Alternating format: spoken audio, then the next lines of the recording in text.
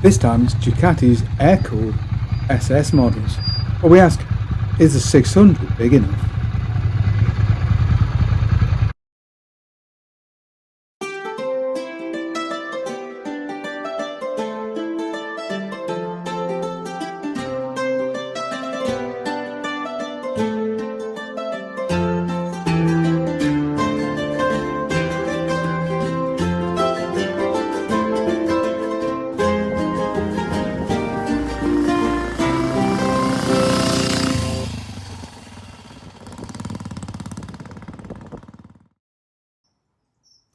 Now, Ducati's air-cooled SS motors have an engine that dates all the way back to the end of the 70s and the Panther 500, which was the true father of all modern Ducatis.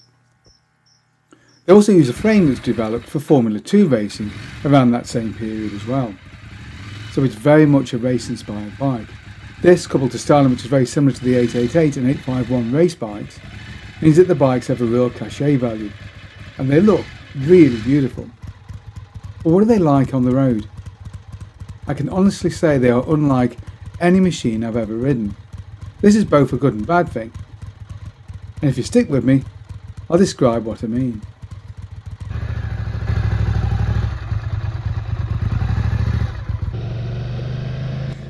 The SSs are becoming quite rare models now.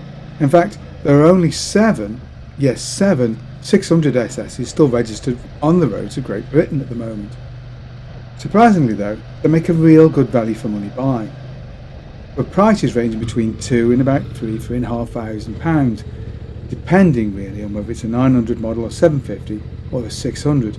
This particular model is a 600cc model, and this is the model that MTN in particular described as being just too slow. But is it? On modern roads with Gatso cameras, is its 53 horsepower engine just the right amount of power, or is it a slug of a bike and not really worth considering? When we picked the bike up, we had a 60 odd mile commute back to where we live. Now this was a really interesting way to pick the bike up because it told us all we really needed to know about the SS. The early part of the ride involved running through towns, and running through tight streets and commuting through traffic.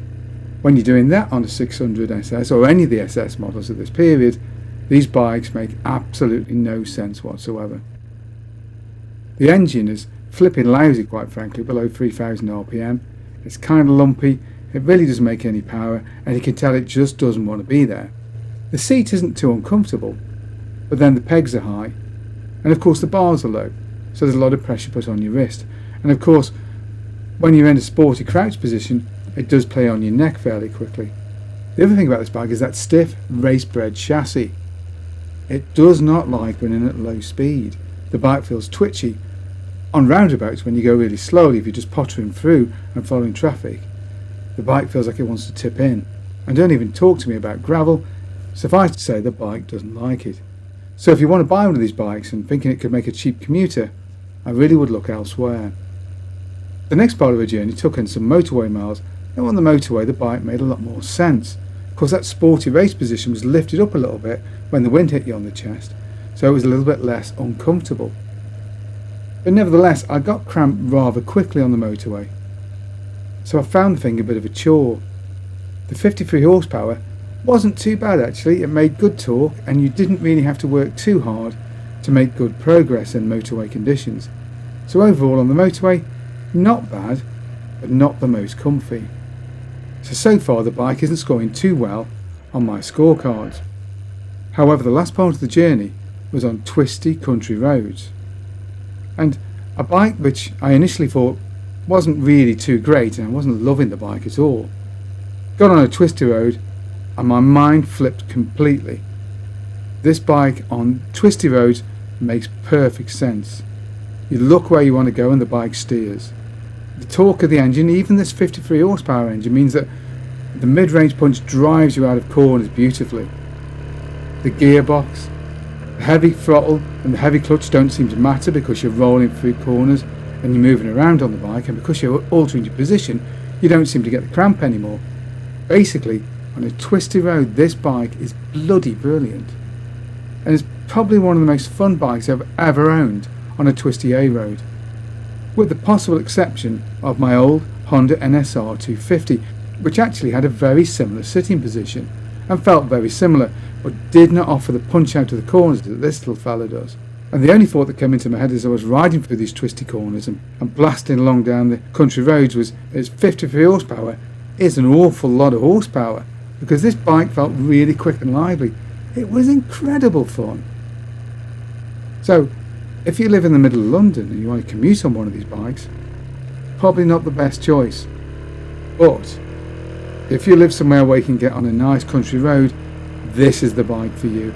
It doesn't matter whether MCN or anybody else tells you this bike does not have enough power. Believe me, on the right road, it really does. And you really don't need any more than the 53 horsepower that this bike delivers. In fact, this bike's been on a dyno and makes about 49 at the back wheel, which I don't think is a bad figure actually. If you compare it to a lot of A2 bikes that I've ridden, this thing feels a lot quicker.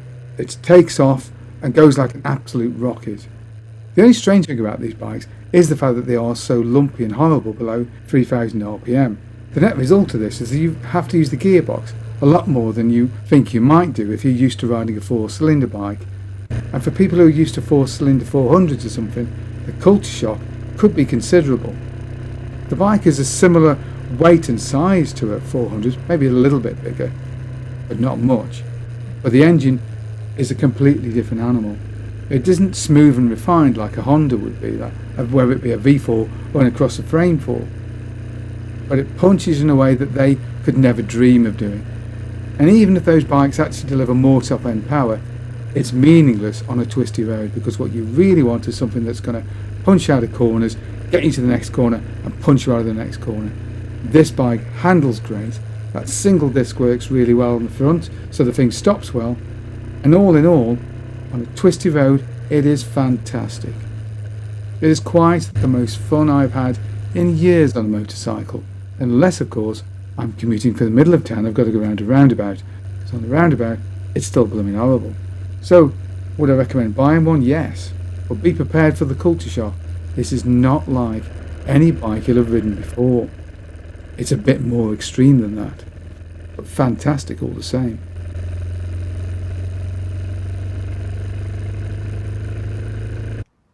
There's no getting away from it. This bike is a looker. It's beautifully put together, and finish overall is extremely good. The gold trellis frame, the paint is thick and lustrous, and everything on the bike just looks really top drawer. It's a very pretty little bike, considering it's something that was actually built down to a budget. Well, budget being a relative term, this is a Ducati after all. Compared to the 900, the bike is a fairly similar weight, but similar to the 750, it only runs a single exhaust on one side. The 900 runs dual exhaust. Aside from that, the looks are very similar, as is the sound and feel of the bike. The engine, of course, is air-cooled 2-valve with Desmodronic valve actuation, and it's an absolute peach. Ducati describes it as an L-twin rather than a V-twin, because the front cylinder is basically running horizontally. Brakes are a single disc on the 600 and 750 on the front, with a twin disc for the 900, and a similar single disc on the back. The rear suspension on the smaller bikes, the 600 and 750, uses a steel swinging arm with an aluminium one fitted to the 900, with a shock that's adjustable for preload only.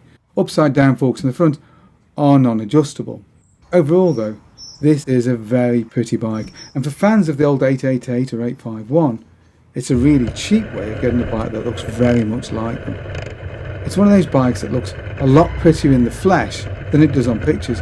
Honestly, pictures and video can't do these bikes justice. With their luscious red paint, they are truly gorgeous little bikes. Would I recommend them to somebody else? Definitely. As long as you're using it for the right purpose, this bike is fantastic. But finding one may be a bit of an issue. Rarity is definitely a thing with these bikes. Ducati's production numbers at this time were very low. You're never going to see a large number of these old called SS's on the road. Well, I do hope you enjoyed that video. If you did, don't forget to like and subscribe, and of course, thank you very much for watching.